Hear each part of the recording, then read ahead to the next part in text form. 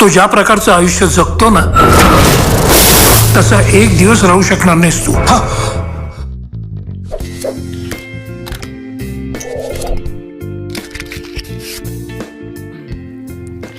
नमस्कार मित्रांनो, मी सैराज किशोर मोजे तुमचं थिंक पॉझिटिव्ह फिल्मच्या सेल्फी इंटरव्ह्यूमध्ये स्वागत करतोय. हे मागे बघत असाल, हो, हे मला नाही मिळालंय, हे एका अशा म्युझिक डिरेक्टरला मिळालं आहे ज्यांची नावं दोन्ही सेम आहे, रोहन रोहन. चला तर मग भेटूया आपण रोहन म्युझिक डिरेक्टर. 2, 3, 4. नमस्कार, आम्ही रोहन रोहन. थिंक पॉझिटिव्ह फिल्म्सच्या सेल्फी इंटरव्ह्यूमध्ये तुमचं खूप खूप स्वागत. बोनस म्हणजे नक्की काय? It's neither dividend nor interest, it's just a freebie.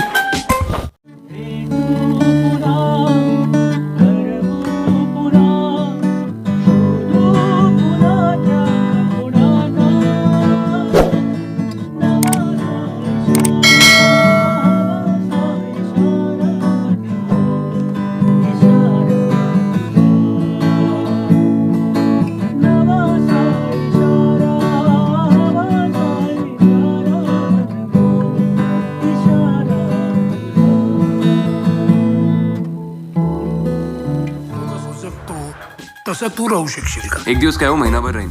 Sanju बॉलिवूडमधला, त्यानंतर व्हेंटिलेटर, त्यानंतर ठाकरे, आणि आता आणि घाणेकर आणि आता बोनस. एवढे सगळे चित्रपट केले तर तुमच्या चाहत्यांना किंवा आपल्या रसिक प्रेक्षकांना हा बोनस असू शकतो का? ही फिल्म तर नक्कीच ऑब्व्हियसली, कारण का आपण सगळ्यांनाच बोनस पाहिजेच असतो. आणि आपलं म्हणजे आपण म्हणतो ना की आपल्या मेंटॅलिटीमध्ये कितीही वर कोणी असो किंवा किती खाली कोणी असो, काही एक गोष्ट जेव्हा ॲडिशनल मिळते तेव्हा आवडतेच. भले ती ऑफर असो, कोणत्याही ऑफर असो. आम्ही आमच्यासाठी बोनस असतो तेव्हा जेव्हा युजली आम्हाला बोलवतात 2 गाण्यांसाठी, फिल्ममध्ये एक गाणं वाढतं, मग त्या तो डिरेक्टरच दुसरी अजून फिल्म बनवतो, तर हे सगळे बोनसेस होत असतात आमच्यासोबत. काही बेसिक गरजा आहेत. टॉयलेटमध्ये कमोड हवा, थोडं बोलायचं, सांगायचं, बाणाचं, तोडाचं विचार मानायचा म्हणून माहीत. आणि सगळ्यात महत्त्वाचं म्हणजे आयुष्यातला सगळ्यात पहिला बोनस कधी मिळाला? म्युझिकली सगळ्यात पहिला बोनस आम्हाला व्हेंटिलेटर मिळाला. हा, आम्ही म्हणू की आम्ही तो बोनस असा होता की एक तर प्रियांकानी आमचं गाणं आणि तशी एक फिल्म मिळणं, तो बोनस असा जो विसरता नाही येणार. तो खरा बोनस आहे, ज्याच्यावर मग बाकीचे सगळे बोनस मिळाले. आणि राजकुमार हिरानींना भेटणं पण हा बोनसच होता, व्हेंटिलेटर बोनस. बरोबर. आणि ते पण तरी त्याचं पण मूळ हे व्हेंटिलेटरच आहे, त्यामुळे हो व्हेंटिलेटर मला वाटतं जास्त मोठा बोनस होतो. हो, हॅलो, बाहेर या, जरा बघून टाका की पाणी. एक तर एवढ्याच्या जागेत कोंड्या लावायची काय हाऊस असते यांना कळत नाही. ओय, पाणीच पडलंय, ऍसिड पडलं का करू नकोस. वेगळी असं सगळे म्हणतात ना, आमची फिल्म वेगळी आहे.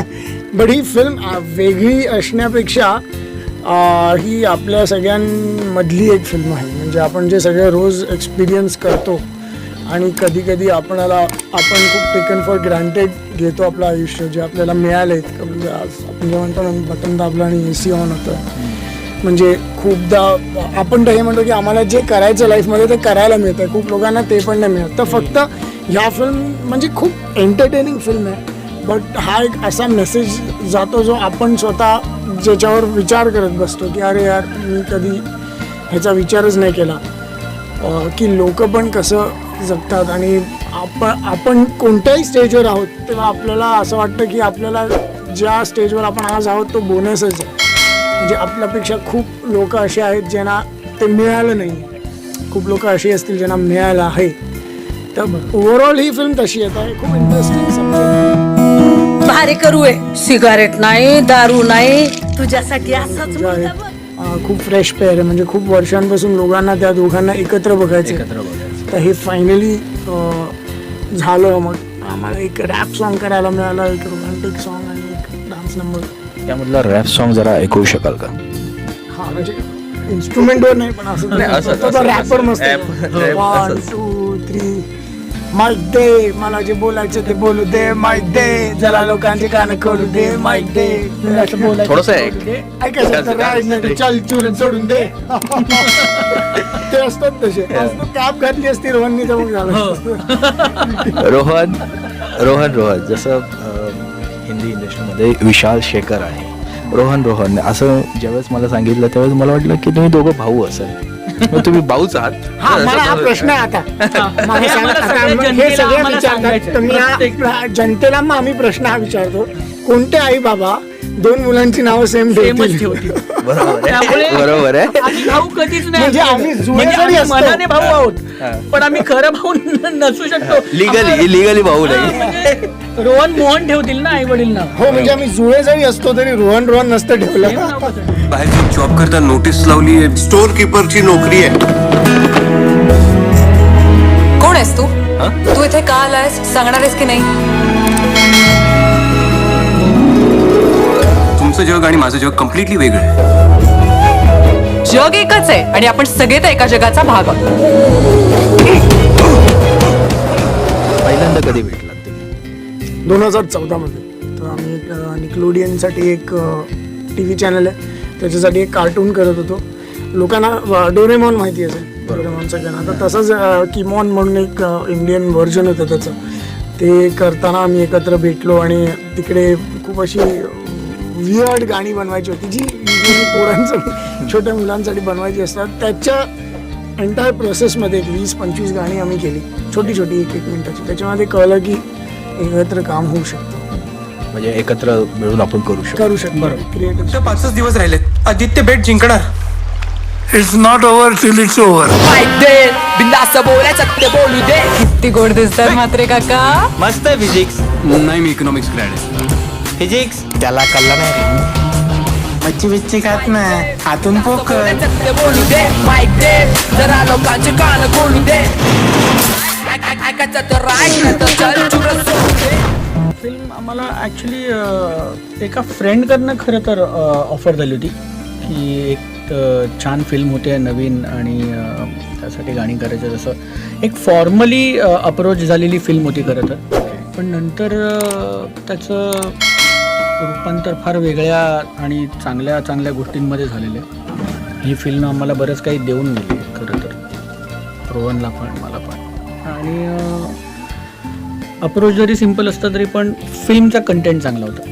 हो सगळ्यात महत्त्वाचं ते आहे. कारण आम्ही नेहमी हाच विचार करतो की फिल्म कितीही मोठी असो कितीही छोटी असो त्याचा कंटेंट छान असावा, त्याचं डिरेक्टरचं व्हिजन चांगलं असावं आणि जी गाणी आम्ही करू ती फिल्मला धरून असावी.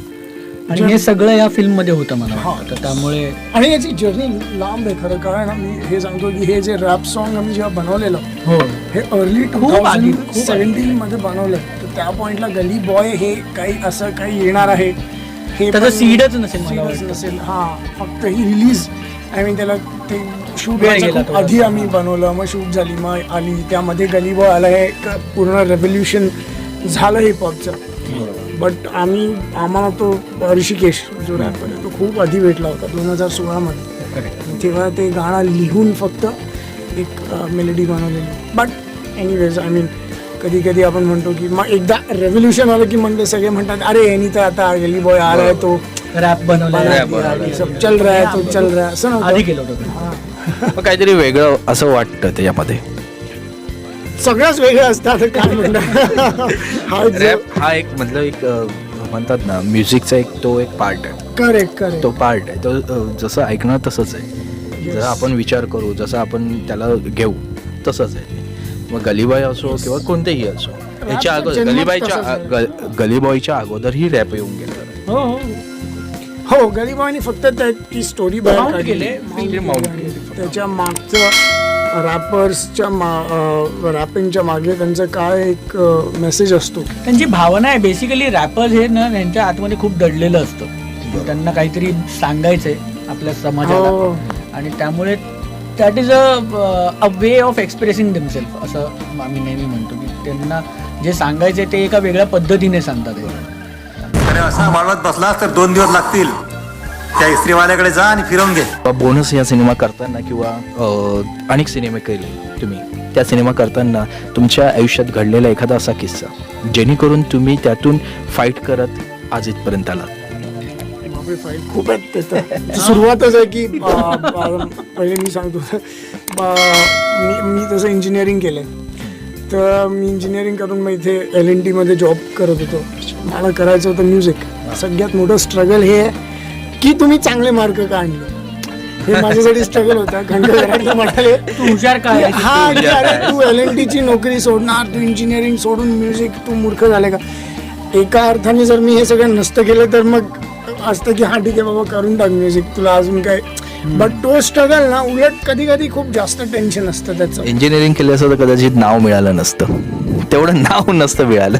ते नाही, असं आहे की- नावापेक्षा पण आहे ना समाधान नसतं मिळालं. समाधान मोस्ट सगळ्यात महत्वाची Satisfaction. गोष्ट त्याच्या आयुष्यात त्याने कितीही म्हणजे तो कदाचित LNT मध्ये CEO झाला असता पण मी पण त्याला काहीतरी समाधानच केलं. नसतं समाधान मिळालं. नसतं, बरोबर. त्या गोष्टींचं म्हणजे पैसा किती पैसा येतो जातो. इट इज नॅचरली आपल्या सगळ्यांना पैशाची किंमत खूप आहे आणि पैसा महत्वाचाच आहे, ह्याच्यात काय दुय्यम नाही. मत नाहीये माझं.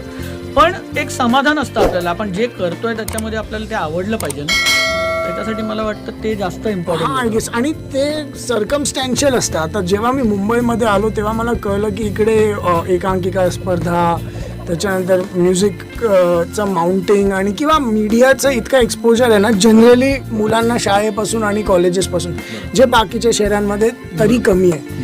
म्हणजे हे मी लोकांना नेहमी सांगतो, तुम्ही मुंबईमधून बाहेर जा, म्हणजे भोपाळ, नागपूर, मी नागपूरचा आहे, किंवा रायपूर, चंद्रपूर, इकडे युजली फक्त 3 करिअर्स मानले जातात, डॉक्टर, इंजिनियर नाही तर CA. तुम्ही काही चौथं निवडलं तर तुमच्यामध्ये तुम्ही काहीतरी प्रयत्न हा म्हणजे तुम्हाला नाही हो रहा असं मानलं जातं. त्यातलाच मी एक आहे. म्हणजे त्या पॉइंटला इतकं प्रेशर असतं की अरे बापरे, सायन्स घेतलं तर तुम्ही, जर इंजिनियर, मेडिकल घेतलं तर डॉक्टर, कॉमर्स घेतलं तर CA. हे नाही असणार तर तुमच्या लाईफचं काय होऊ नाही शकत. एक टॅग पडलेला असतो आहे आणि अजूनही खूप रेलेव्हंट आहे ते. आय गेस त्याच्यामध्ये इतके आर्टिस्ट, आणि मी फक्त आर्ट नाही म्हणत आहे, म्हणजे इतक्या गोष्टी आहेत करायला आज. म्हणजे लोक स्टार्टअप करू शकतात, लोक म्हणजे काय जेमोलॉजी करू शकतात, लोक पेंटर्स बनू शकतात, पण आपल्या अकॅडमिक स्ट्रक्चरमध्ये इतकं अजूनही एक्सपोजर याची गरज आहे. खूप गरज आहे. कारण कधी कोणी म्हणत नाही की माझा मुलगा डॉक्टर बनावं, इंजिनियर बनावं, असं सगळेच म्हणतात. पण कोणतेही आई वडील असं म्हणत नाही की माझा मुलगा ऍक्टर बनावं, म्युझिक डायरेक्टर बनावं. शिव्याच घालतात. शिव्या ऍक्टर बनायचं तुला. मराठीमध्ये एक म्हण आहे, आई वडिलांना स्वतःला पण कदाचित लहानपणी इच्छा असेल की आपण पण असंच काहीतरी व्हावं. हा, पण कधी आता जनरेशन कसं झालंय की जसं ऍक्टर, डायरेक्टर ह्यांची मुलं जशी वाढत चालले आणि जनरेशन बदलत चाललंय, तर तसं आहे ना थोडंसंच कळायला लागलंय. अच्छा, तू करतोयस ना, ठीक आहे कर. जसं की 3 Idiots सिनेमा आला होता, त्या 3 Idiots सिनेमाने बरेच, मी म्हणतो तर एक 50% तरी जनरेशनला खूप चांगलं अवेअर केलंय. आणि प्लस त्याच वर्षी पास आउट झालं. He is one of the idiots. खूप मजा आली तुमच्याशी गप्पा मारताना. थिंक पॉझिटिव्ह फिल्म्स कडून कोणाचा वाढदिवस आहे? पण हा, ठीक आहे. आम्ही त्यावेळेस आम्ही लॉन्च करू, टेन्शन नको. Rohan Gokhale think positive films या यूट्यूब चॅनलकडून आणि सेल्फी इंटरव्ह्यू करून रोहन गोखले यांना वाढदिवसाच्या हार्दिक शुभेच्छा.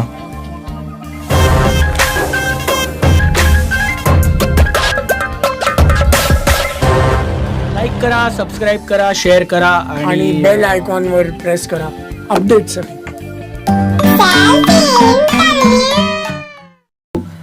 मैं बढ़िया तू भी बढ़िया, शादी कर ले सावरिया, फूटेंगी फिर फुलझड़िया, बढ़िया बढ़िया.